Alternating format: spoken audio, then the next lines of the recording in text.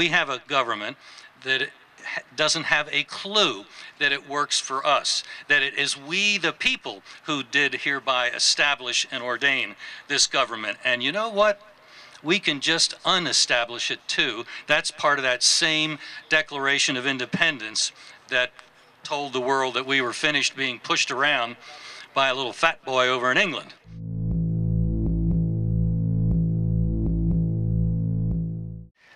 Obviously, I've scared a bunch of people by my call to break the windows of local Democratic Party headquarters. And mind you, I never called for the breaking of congressional windows. I didn't want to be responsible for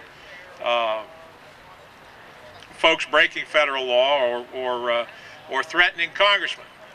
That's a felony. What I was after was to get their attention by the least possible gesture, which was vandalizing local headquarters, just a vandalism beef if they were caught. But the idea is that there are consequences to actions.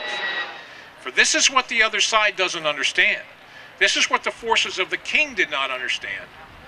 19 April 1775. We, like the founders, are done backing up.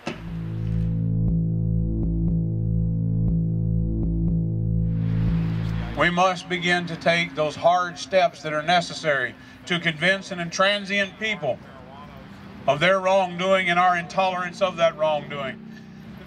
When they rose to power in this country through the smoke of burned out ROTC buildings, through a bombed Pentagon, and through the funeral dirges of the policemen they murdered.